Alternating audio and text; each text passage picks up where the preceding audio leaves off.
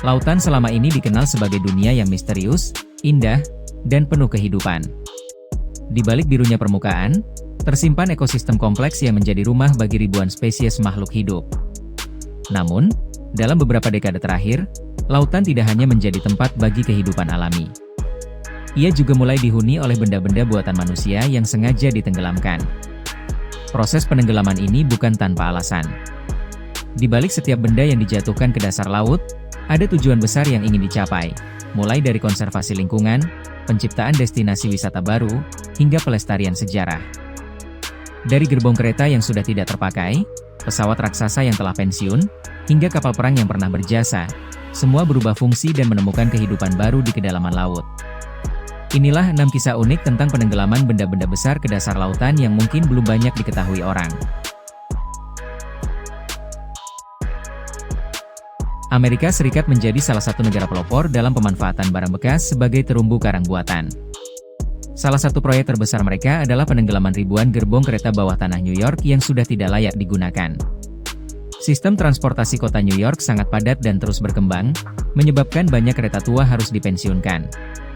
Daripada memenuhi tempat pembuangan, MTA atau Metropolitan Transportation Authority memilih pendekatan berbeda.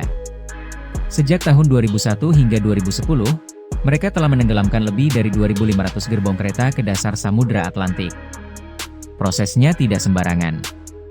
Gerbong dibersihkan dari kaca, minyak, kursi, dan komponen berbahaya lainnya sebelum diangkut dengan kapal tongkang ke titik penenggelaman. Tempat pertama yang digunakan adalah Slaughter Beach, Delaware, yang kemudian dikenal dengan nama Redbird Reef.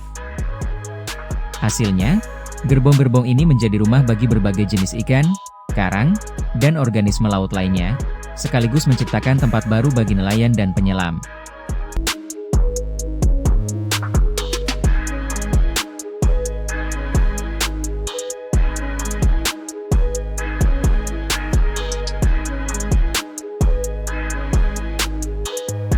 Namun tidak semua proyek penenggelaman berakhir sukses.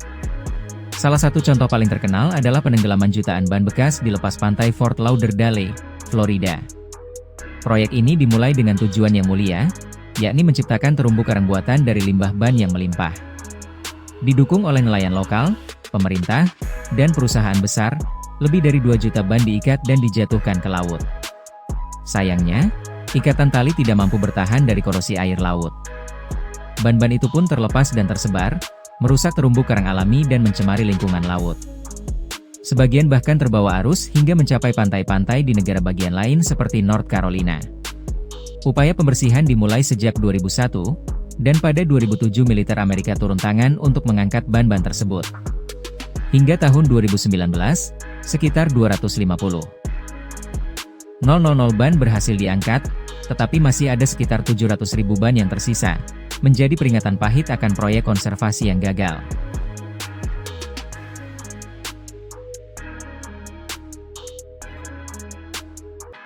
Di sisi lain dunia, Yordania memanfaatkan peralatan militer bekas untuk menciptakan sesuatu yang unik. Pada tahun 2019, pemerintah Yordania menenggelamkan 19 peralatan militer termasuk tank, kendaraan pengangkut personel, ambulans, peluncur roket, dan bahkan helikopter tempur di Laut Merah, dekat kota Aqaba. Penenggelaman ini bukan sekadar untuk membuang rongsokan, melainkan menjadi langkah awal pembukaan museum bawah laut pertama yang menggabungkan elemen sejarah militer dan keindahan alam bawah laut. Peralatan tersebut ditata sedemikian rupa agar tetap aman bagi penyelam, sekaligus berfungsi sebagai tempat berlindung bagi biota laut. Museum ini diharapkan menjadi daya tarik wisata sekaligus sarana edukasi dan konservasi.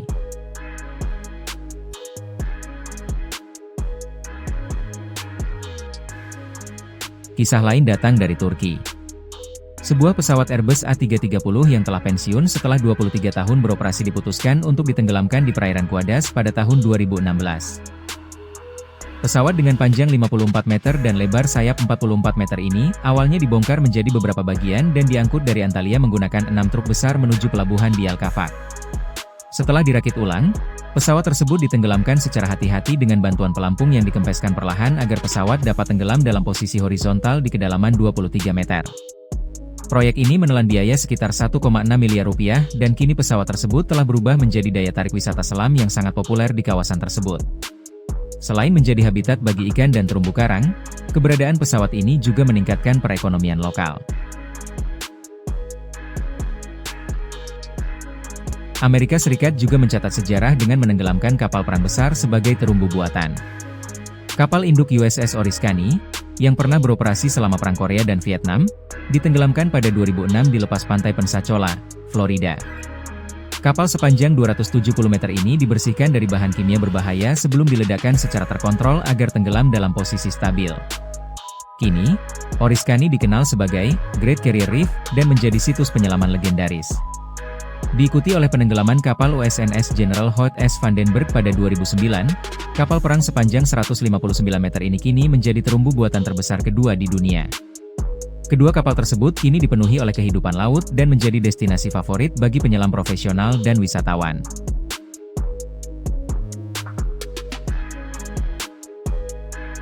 Dari kisah sukses hingga pelajaran pahit, penenggelaman benda-benda besar ke dasar laut menunjukkan bahwa kreativitas manusia bisa berkontribusi positif bagi alam. Asalkan dilakukan dengan perencanaan matang dan tanggung jawab lingkungan. Apa yang dulunya dianggap sebagai limbah atau sisa perang, kini bisa berubah menjadi rumah baru bagi kehidupan bawah laut. Proyek-proyek seperti ini memperlihatkan bahwa akhir dari sebuah fungsi bukan berarti akhir dari manfaatnya. Bahkan di dasar laut, benda-benda itu tetap bisa bercerita dan memberi kehidupan. Semoga kisah-kisah ini membuka mata kita akan pentingnya inovasi berkelanjutan dan kesadaran lingkungan. Karena dalam dunia yang terus berubah, lautan bukan hanya tempat misterius yang menunggu untuk dijelajahi, tapi juga ruang baru untuk memulai kembali.